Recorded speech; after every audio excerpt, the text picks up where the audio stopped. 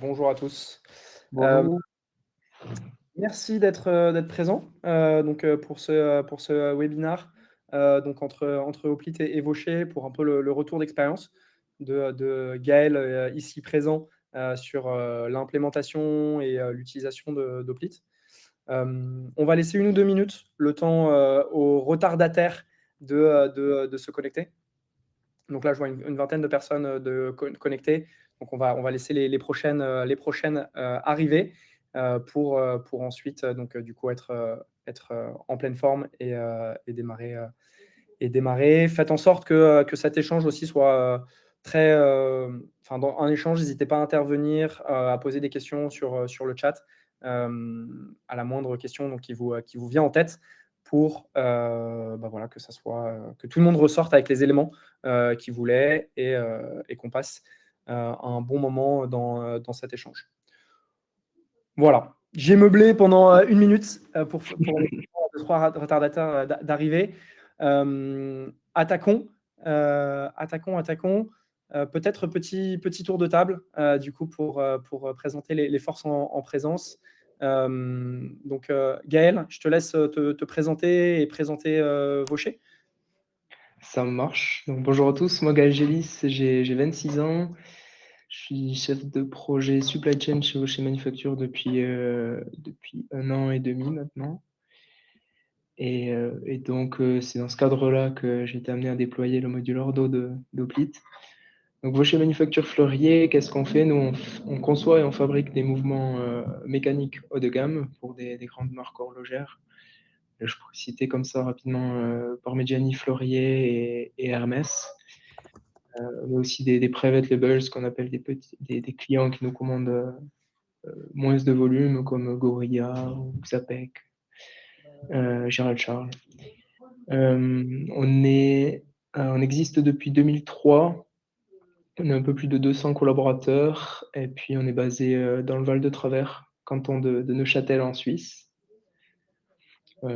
Voilà, j'avais mis un petit point sur l'excellence opérationnelle, on en reparlera après. Et puis, petite icône Swiss Triple Impact, c'est le dernier arrivé. Là, récemment, on a été enregistré au répertoire Swiss Triple Impact, qui montre nos engagements, les engagements de Vaucher sur les objectifs de développement durable. On agit pas mal aussi de ce côté-là. On a installé des panneaux solaires, on a lancé un plan de mobilité en interne, forme tous les collaborateurs aux causes et aux conséquences des dérèglements climatiques. Donc on agit aussi sur ce domaine-là. On fait des mouvements de manière industrielle, mais on le fait proprement. OK. Pour ceux donc du coup, il y a pas forcément que, des personnes, du secteur horloger, qui sont avec nous. Un mouvement, qu'est-ce que c'est dans une montre? Alors je te laisserai compléter, parce que je vais le dire de façon un peu barbare, mais donc du coup, on a, dans une montre, on a le bracelet, ensuite on a le cadran et à l'intérieur, il y a tout ce qui va supporter, l'aiguille, les masses oscillantes et qui va vraiment faire en sorte qu'on voit qu'il est, 10h10. Et donc, c'est ça ce que vous faites chez Vaucher. Et comme tu le disais, donc tu mentionnais certaines marques, vous êtes plutôt positionné sur un positionnement haut de gamme, voire très haut de gamme. Oui, c'est juste, c'est juste. Ouais, le mouvement, c'est le cœur de la montre, c'est le moteur véritablement. Nous, on se démarque aussi par le côté haut de gamme, la personnalisation, la finition, les décorations qu'on peut apporter sur les mouvements. Donc, pour être allé dans les ateliers de Vaucher, c'est assez impressionnant. Donc voilà, c'est vraiment, notamment sur la finition et la partie sertissage, c'est de l'artisanat de luxe, avec vraiment des opérations qui peuvent être très, très pointilleuses et très, très minutieuses, pour faire vraiment des objets quasiment, d'art. Si, voilà, je sais pas à quel point je grossis les choses, mais moi vraiment je le voyais, comme ça quand je suis venu, chez vous, les différentes fois. Merci beaucoup. Donc on est 2, Gaël, donc du coup qui a mené l'implémentation d'Hoplite chez Vaucher et de mon côté, je suis un des fondateurs, de Hoplite. Donc j'en charge toute la partie opérationnelle de la société. Hoplite aujourd'hui, c'est une entreprise d'une vingtaine de personnes. On est sur un peu plus d'une centaine de sites industriels, 115 ou 116 aujourd'hui. Il faudrait que je tienne bien le compte. Et on est spécialisé, donc notre mission, c'est d'aider les industriels à organiser leur production. Donc savoir de combien de ressources j'ai besoin et qu'est-ce que je fais en premier, est-ce que je fais le produit A ou le produit B et dans quel ordre et comment je fais pour communiquer l'information aux opérateurs. Donc on se voit vraiment comme un outil de communication et de prise d'information et de prise des décisions. Et on est spécialisé dans le manufacturing discret, donc notamment l'horlogerie, le luxe, l'aéronautique et l'automobile ou tout ce qui est dispositifs médicaux, donc vont vraiment être nos points forts. Et on va jouer sur les indicateurs de taux de service, donc améliorer le taux de service parce qu'on anticipe mieux le retard, on fait les choses dans le bon ordre. Le lead time de production, pareil, on fait les choses dans le bon ordre, on identifie la stagnation, la productivité des équipes et des machines en optimisant un peu les campagnes.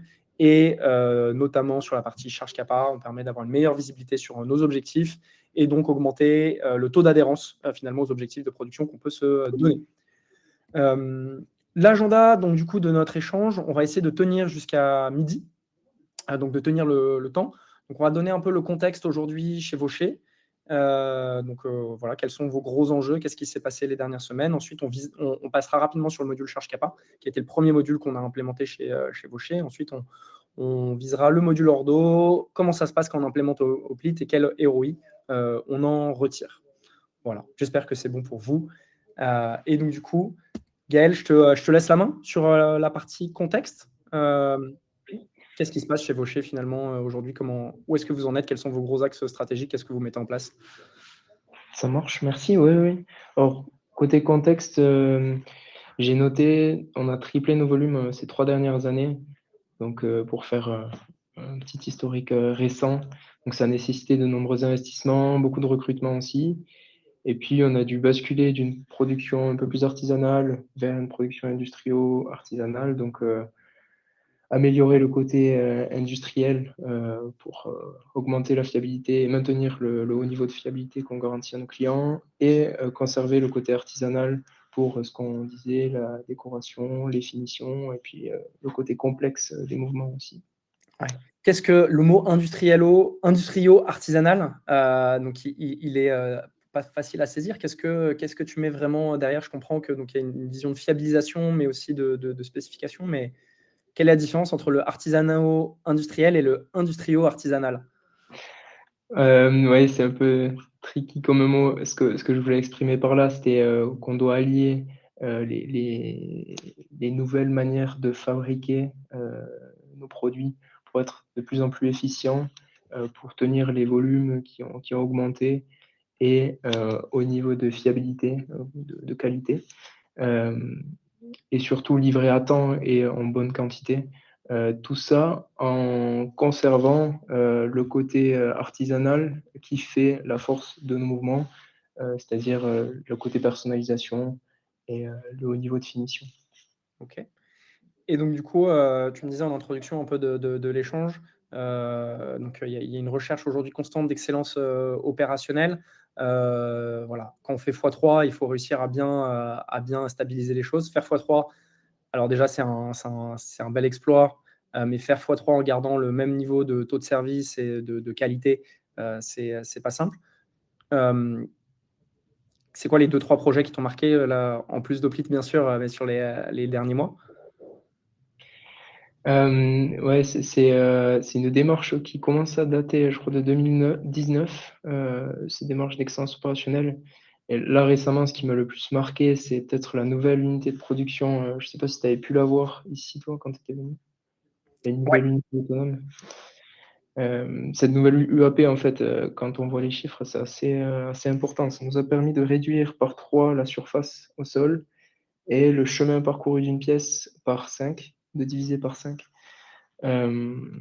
Donc niveau chiffres, ça montre quand même que c'était un investissement important. On a regroupé les métiers, on a réduit les temps de passage. Hem, donc ça m'a assez marqué parce que c'était la première fois que je voyais un peu l'implémentation comme ça, Ouais. de 0. Moi, comme je l'ai vu, tu me dis si c'est la bonne chose, mais donc vous avez pris vraiment les familles, une famille de produits où il y avait quand même un volume conséquent. Ouais.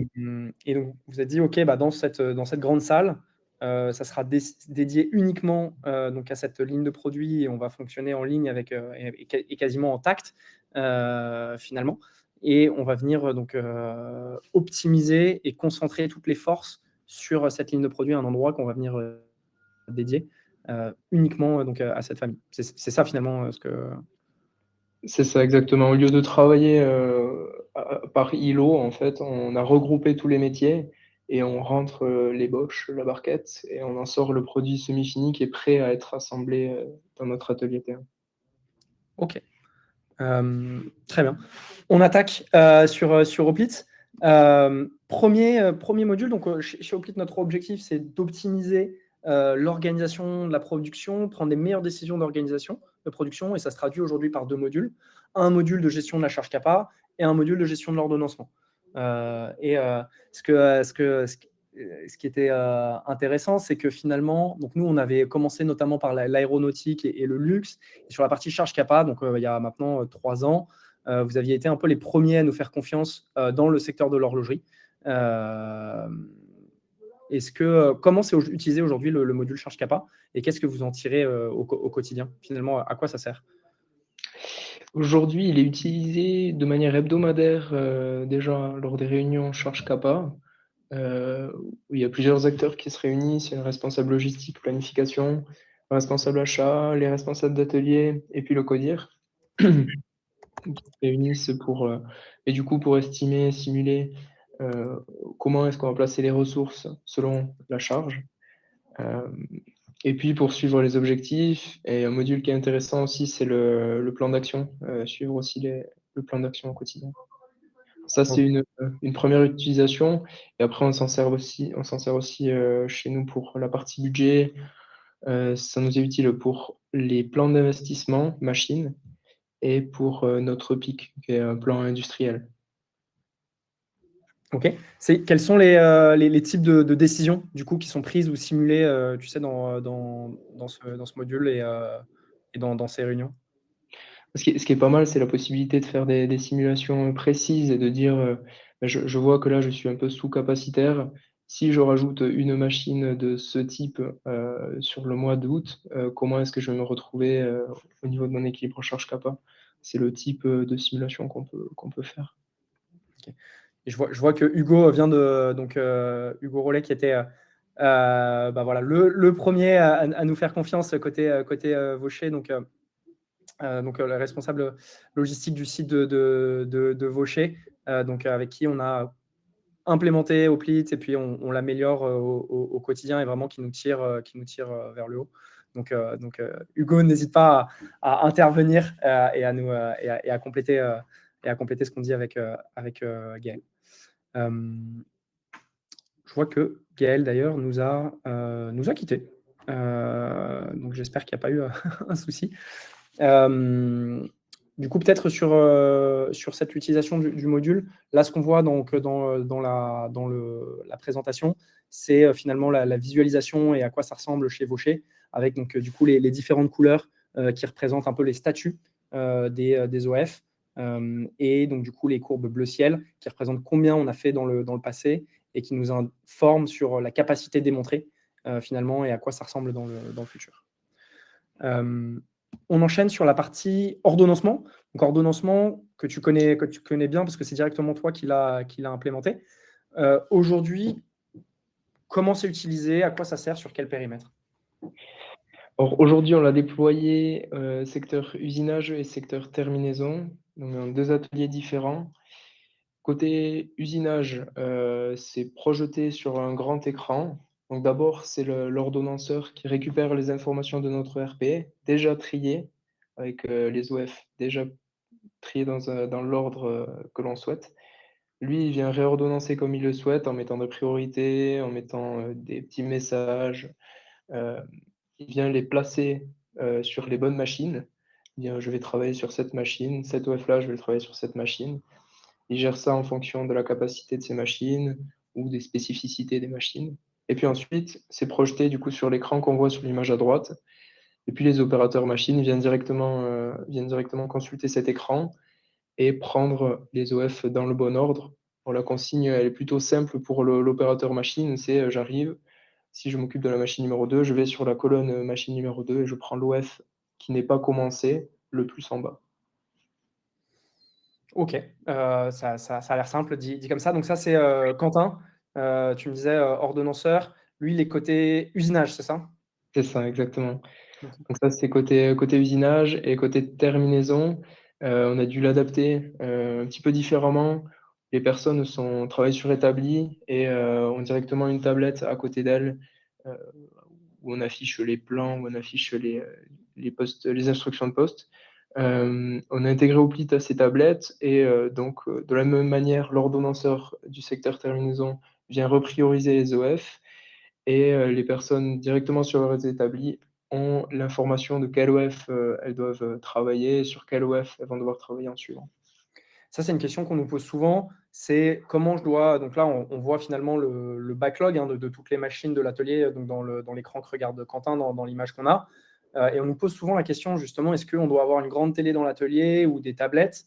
Qu'est-ce qui a justifié le choix, vous, entre télé et tablette? C'est juste qu'en terminaison, il y avait déjà des tablettes et en usinage, il y avait déjà une télé, donc du coup, c'était comme ça que ça fonctionnait, que c'était pratique, ou il y a des logiques opérationnelles aussi derrière? Ouais, exactement. Alors nous, on avait commencé par, mettre cette télé côté usinage pour, plus de simplicité et pour s'adapter au fonctionnement du secteur, qui avait pas de tablette et de PC associés à chaque machine. Hem, Après, on a basculé sur le côté terminaison. On souhaitait également mettre une télé au-dessus du lieu de stock pour que les personnes sachent, au moment où elles vont prendre les pièces à travailler, sur quel OF elles vont devoir travailler. Puis on s'est rabattu sur la solution tablette parce que ça leur permettait d'anticiper heu, déjà en étant sur leurs établis, sur quel OF elles allaient travailler en suivant. Donc on a conservé ce fonctionnement sur l'atelier de terminaison. OK, top. Qu'est-ce que ça a changé finalement, donc du coup, je comprends un peu comment Hoplite est utilisé au quotidien. Donc ce que tu dis, c'est les opérateurs, ils ont une information très claire de quel est le prochain OF que tu dois prendre, le chef d'atelier, il a une vision, consolidée finalement de l'alimentation de ces machines ou des postes, et il peut venir un peu, retoucher, les choses.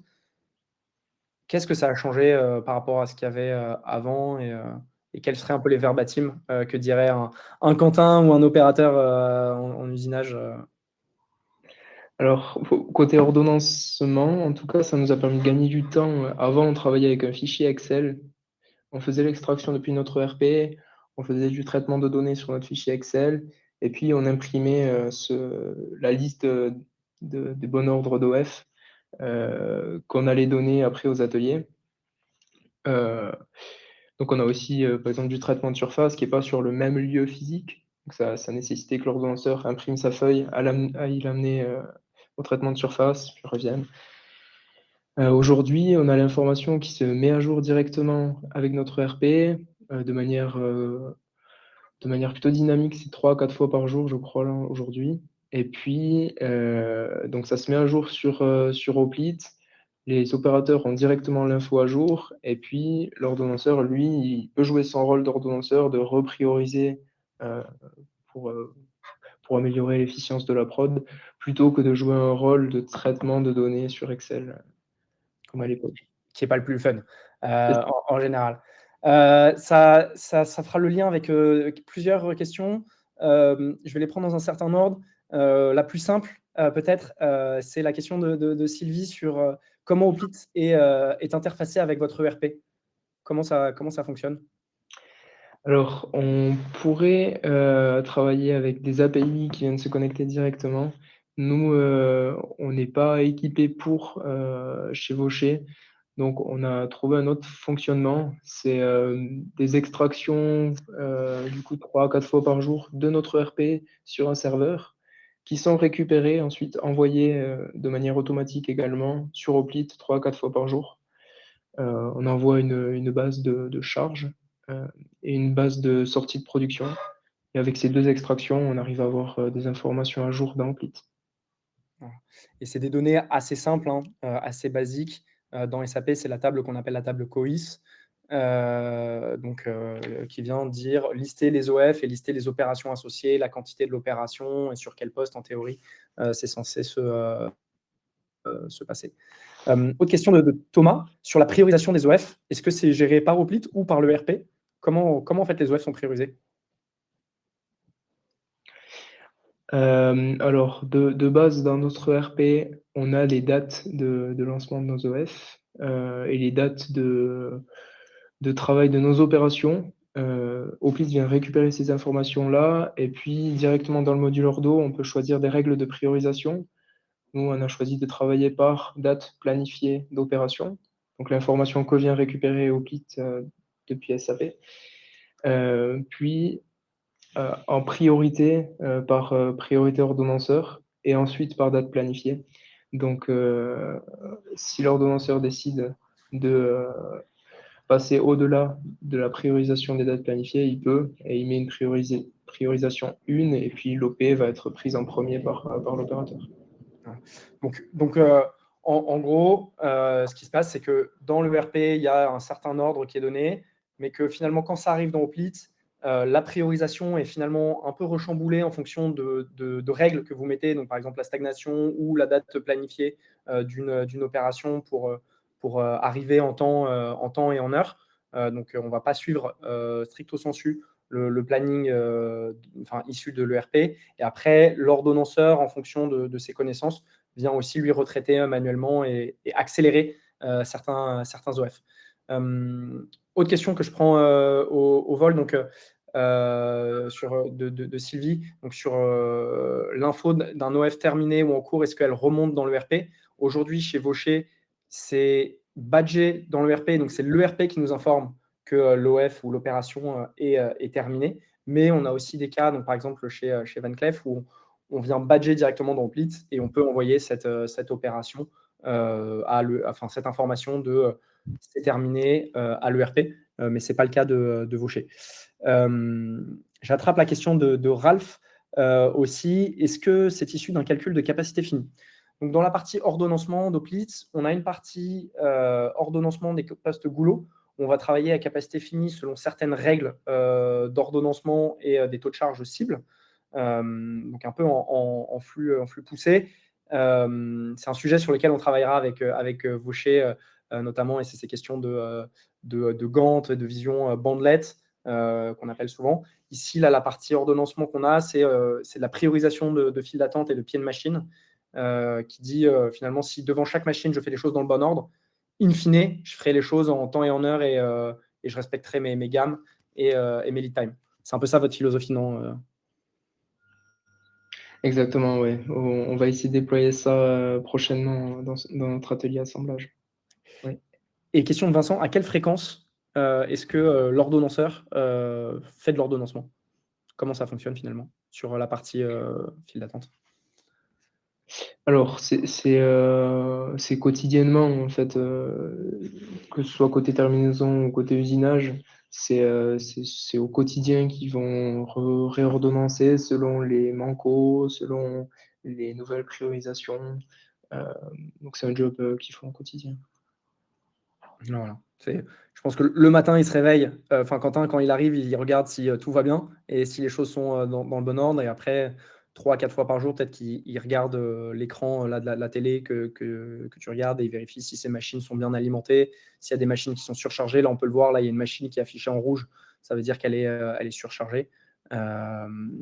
Ou voilà, si tout le monde a de quoi travailler les prochains jours. Ouais, on essaye le plus possible de suivre la séquence d'OF, donc le bon ordre proposé par le RP. Et ça lui permet aussi d'avoir ses ordres planifiés, de savoir qu'il va devoir lancer un ordre de fabrication. On se sert aussi de l'outil d'Oplit pour ça. Donc on s'en sert ouais, au quotidien.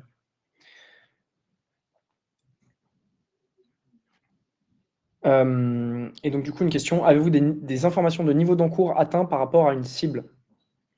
Autre question de Ralph. Alors concernant le niveau d'encours, ça permet en tout cas d'avoir une vision. Je sais que sur certains ateliers, on se donne une règle, donc c'est au poste de travail vraiment qu'on va pouvoir ajuster ce niveau d'encours qu'on souhaite. Sur certains postes, ça peut être un niveau d'encours de 3 jours et puis on arrive à le suivre comme ça dans Hoplite, directement visuellement, de manière visuelle. Ouais. Et donc un élément, peut-être que tu sais pas non plus, Gaël, donc là, ce qu'on voit, c'est que donc ce qui est en rouge, dans la photo là où Quentin montre du doigt, donc cette machine, ça veut dire que c'est une machine qui est surchargée, où on dépasse le niveau d'encours cible, et les machines qui s'affichent en orange là en bas à droite, c'est des machines où on est en dessous du niveau d'encours, cible. Donc c'est comme ça qu'on va venir contrôler le niveau d'encours, et on va rajouter un peu une fonctionnalité qu'on va appeler ConWhip, dans Hoplite, donc que vous verrez, bientôt, où on va venir contrôler le nombre de tickets et d'opérations qui sont au sein d'un atelier. Et donc, par exemple, si on dit on veut maximum 20 opérations en cours dans l'atelier de terminaison, donc voilà, quand on atteindra 21 ou 22 opérations, ça s'affichera en rouge avec des sirènes et ça clignotera. Non, mais ça sera visible qu'on est en train d'être trop gourmand. Est-ce que Thomas, Ralph, Sylvie, Vincent, on a répondu à vos questions? Voilà. Dans 3 secondes, je considérerais que oui. OK. Top. On enchaîne maintenant sur la dernière partie. Comment ça se passe quand on implémente Hoplite? Avec qui on travaille? Qu'est-ce qui est dur? Qu'est-ce qui est facile?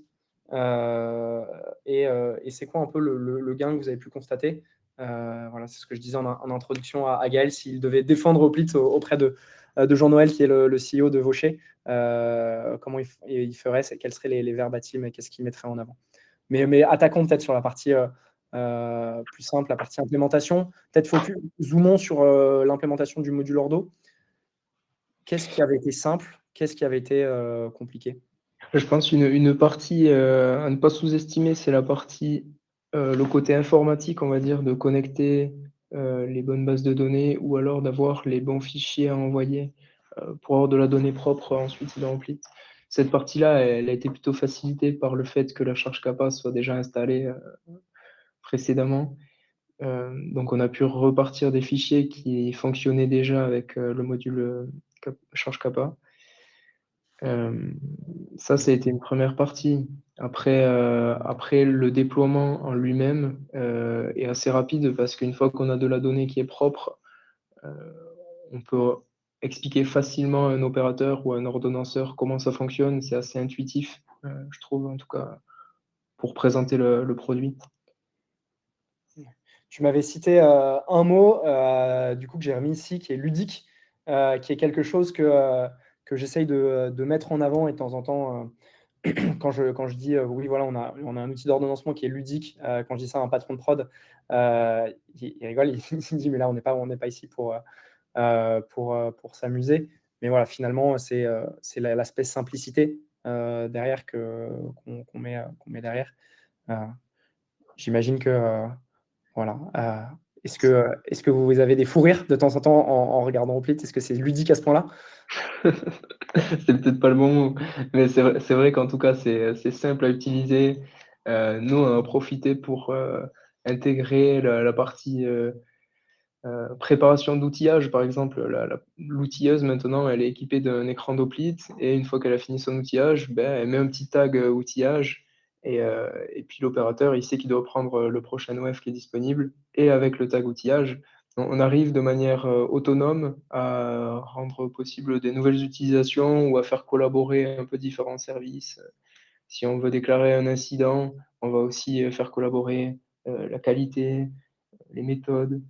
Donc c'est assez intuitif. Nous, on arrive à le faire utiliser par, plusieurs corps de métier, plusieurs, niveaux, hiérarchiques, heu et puis, le côté autonome et c'est vrai que j'ai l'impression, en tout cas, c'est une tendance qu'on ressent côté client, c'est que Hoplite a tendance à laisser de plus en plus, la main sur les paramétrages aux clients. Ouais, nous on est paresseux, et donc on essaye de faire en sorte, de vous donner le plus possible justement la main en effet pour que vous soyez autonome. On pense que c'est une bonne expérience pour personne, finalement, quand on veut changer quelque chose, qu'on doit ensuite envoyer un mail, créer un ticket, qu'ensuite il y a un chiffrage associé, et que chaque fois qu'on veut changer quelque chose, on dit: «Ah, c'est 2 000 € ou 2 000 francs». C'est jamais, très agréable. Donc là, nous, l'objectif, c'est vraiment ouais, de empower, d'apporter de l'autonomie à nos clients. Et sur cette partie paramétrage, c'est assez amusant parce qu'on voit que chacun de nos clients fait un peu, le construit et le modélise à sa sauce pour vraiment que ça réponde à son besoin. Et donc, si je vais chez Vaucher ou chez Cartier ou chez Orline du groupe Acrotech, il y a des usages qui sont un peu différents et de temps en temps, bah, voilà, via les personnes qui sont chargées du customer success. Donc on transmet, bah, eux, ils l'utilisent comme ça, tiens, est-ce que vous avez vu, etc.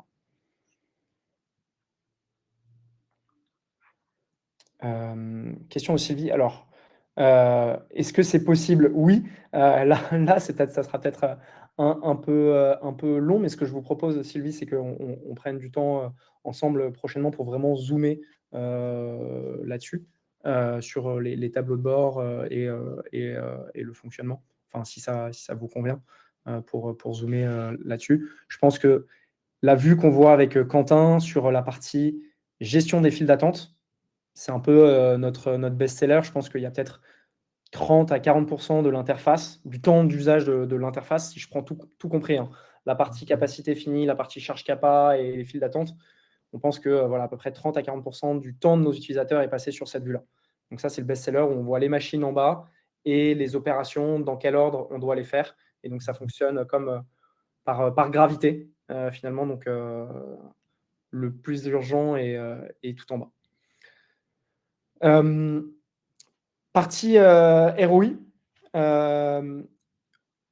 Gaël, si j'étais J'ai Noël, pas de qu'est-ce que tu me dirais? Ouais, c'est vrai que j'ai pas mis de chiffres, mais ce qu'on pourrait, si on devait estimer des gains, nous de notre côté, comment on l'a fait? On a estimé, côté charge capa, environ 1 heure par semaine de chargement, de traitement du fichier Excel avant, de déployer Hoplite. Et pour la partie ordo, c'était environ 1 heure par jour, pareil, de traitement de fichier qui est économisé. Ça, c'est ce qui est palpable qu'on peut mesurer, ce qu'on a mesuré nous de notre côté en tout cas. Après, Par utilisateur. Je permets de mettre entre parenthèses. Là, ce que tu mentionnais, c'est pour chaque personne qui était amenée à utiliser la solution versus ce qui était existant au préalable. ouais, pour chaque ordo, ouais. Ouais. 2e point un peu moins, palpable, mais qu'en tout cas nous on sent de notre côté, c'est qu'on a l'impression que les OF sont pris dans le bon ordre et que ça nous permet de contrôler l'encours un peu mieux qu'auparavant. En tout cas, on arrive à voir que, tel OF est en cours, tel OF est en cours. Si on saute 3 OF et que le prochain est en cours, c'est qu'il y a eu un saut de séquence qu'on pourra observer, visuellement. Donc ça, c'est un avantage aussi. Dernier point que j'avais noté, c'était la productivité et le fait qu'un opérateur peut être autonome et n'a pas besoin d'attendre sur l'ordonnanceur le matin pour savoir, quel va être, son OF, de départ. Et puis, si jamais un nouveau collaborateur, un nouvel ordonnanceur, si, un ordonnanceur doit être remplacé, c'est beaucoup plus facile de prendre le relais sur un outil comme ça que de se réhabituer à des macros Excel et à du traitement un petit peu, manuel, quoi. Ouais. Sur la partie, temps d'attente, à chaque fois que je mentionne ça, à des personnes, ils me disent: «Mais nous, les opérateurs, il y a jamais de moment où ils savent pas quoi faire». Donc, il y a aucun moment où ils se tournent les pouces, entre guillemets. Vous allez dans notre atelier, il y a pas des personnes qui sont en train d'attendre comme ça. Hem Donc du coup, quand tu parles de réduction de temps d'attente, ça c'est qu'est-ce qui se passait finalement, avant? Est-ce qu'il y avait des moments où l'opérateur ne savait pas quoi faire ou alors il allait chercher le chef d'atelier ou l'ordonnanceur? Comment ça se passait? Alors c'était possible qu'il y ait déjà l'OF papier, mais sans la totalité des pièces, ou alors, que l'opérateur prenne un OF et puis, qu'en suivant on lui dise: «Beh, au final priorise celui que je vais te donner maintenant». Là on a déjà cette information en amont où, l'opérateur il va prendre l'OF et c'est 100 sûr que ce sera celui qu'il faut travailler à ce moment-là, quoi. OK, ça marche. Donc ça évite certains allers-retours, qui pouvaient exister. Donc là où directement on sait: «OK, mon OF il est complet et c'est celui-là le plus important sur lequel je dois travailler» et je suis pas rattrapé, à la dernière minute pour changer, les choses. Il y a un verbatim, qu'un client m'a dit, c'est mon préféré, C'était Christophe, qui est responsable de l'atelier fraisage chez Orline. Il m'a dit: «Grâce à Hoplite, quand je pose mon vendredi, je le fais de façon, totalement sereine parce que j'ai réussi à je sais que, la priorisation est claire, pour mes opérateurs, le lendemain et puis je sais que s'il y a une urgence, qui arrive, ça posera pas de problème que je sois pas là parce que directement ça arrivera tout en bas de la pile et l'opérateur comprendra qu'il doit bosser dessus. C'est quelque chose que vous constatez aussi? Ouais, c'est un soulagement un petit peu pour les ordonnanceurs, c'est clair. Le matin, cette heure de chargement, de traitement du fichier Excel, c'était la première chose qu'ils faisaient en arrivant. Là, ils peuvent se concentrer sur des tâches, un peu plus importantes ou en tout cas avec plus de valeur ajoutée comme, des méthodes de résolution de problèmes ou aller, voir, s'il y a des soucis sur les machines ou aller prendre, les priorisations côté méthode.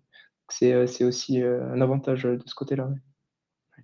Et sur la partie charge capa aussi, il y a mon autre verbatim préféré, c'est celui de Hugo, Hugo Rollet, donc dont du coup qu'on avait mentionné.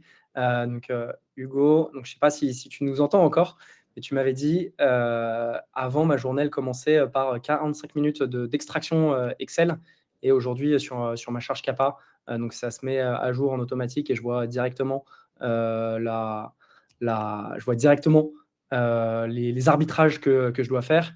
Et donc, quand la journée commence par de l'analyse plutôt que du crunching de data, ça commence quand même franchement mieux. Surtout que toi, ta journée, elle commence très tôt le matin en général. Donc ça, enfin voilà, ça m'avait fait plaisir d'entendre ce verbatim. Euh, un point à ajouter sur retour de la mise en place et ROI? Comment vous le voyez? Non, du coup, nous, on envisage encore de développer, un petit peu plus Hoplite chez nous. La vue en cours qu'on voyait avec, Quentin au niveau de la télévision, tout à l'heure, c'est une vue qu'on aimerait aussi déployer pour gérer des priorisations avec notre stock, pour savoir, dans quel ordre on va préparer les kits pour, l'assemblage et les kits pour la production. Donc on aimerait bien le déployer là-dessus. Hem, Ça, je pense que ça peut être assez rapide une fois qu'on a la bonne donnée, donc c'est ce qu'on projette de faire. Il y a une partie, vue Gantt avec le T1 aussi, donc l'atelier assemblage, mouvement qu'on aimerait déployer et puis, en parallèle, on travaille aussi, avec, votre service produit sur, le fait d'explorer les pistes, de digitaliser nos OS avec Hoplite. Donc on rajoute en ce moment un maximum d'informations sur, les cartes et on teste un petit peu ça, de notre côté. Ouais. Donc on sait qu'on vous demande, beaucoup de collaboration, de travail, ensemble. Donc du coup, pour réfléchir dans quelle direction aller, où est-ce qu'il y a un problème, quand il y a un problème. Donc voilà, on voit notre collaboration vraiment comme un travail d'équipe. Ça peut être surprenant, aussi de temps en temps, on le sait. Sur la partie picking, enfin, nous, il y a certains clients qu'on a, donc du coup, où Hoplite et ses parties files d'attente sont vraiment utilisées justement pour faire du picking. Donc ça me fait beaucoup penser à ce que tu me dis là sur la partie stock. Donc c'est intéressant. Hâte de voir ça.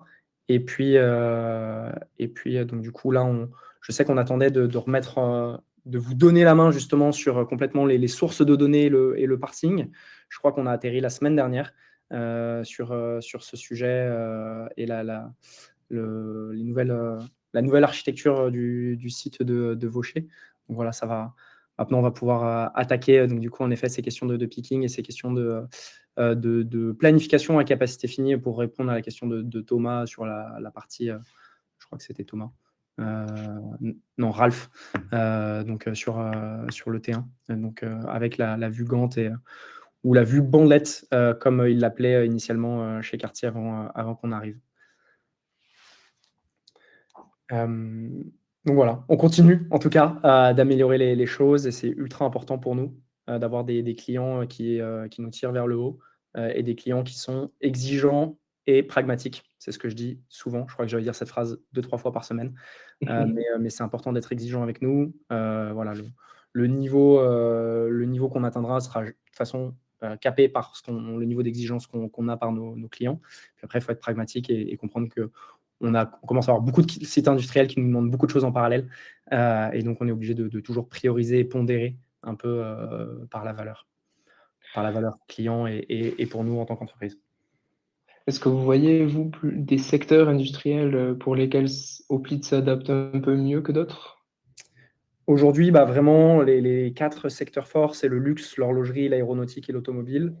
Et on voit que sur la partie médicale, donc notamment process, ou petits outils, médicaux, donc enfin, je sais pas, faire, des scalpels ou des choses comme ça, on voit que c'est très pertinent. Donc là, on va investiguer aussi un peu, commercialement ce secteur qu'on a, finalement assez peu creusé.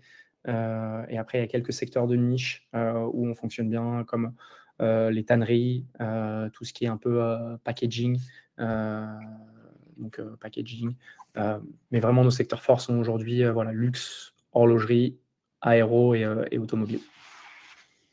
OK, et au niveau fonctionnalité, vous avez déployé le module, charge capa, module ordonnancement.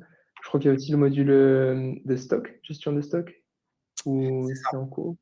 Il y a un module gestion de stock qui va être adapté à la partie, aux entreprises qui sont en make to stock, avec des lead time de production qui sont plus courts, plus longs que les lead time de commande. C'est-à-dire que finalement, mon client me commande et me dit: «Je veux quelque chose pendant 2 semaines», mais mon lead time de production, c'est 4 semaines. Donc là, ils sont obligés finalement de faire des stocks de produits finis pour anticiper cette demande.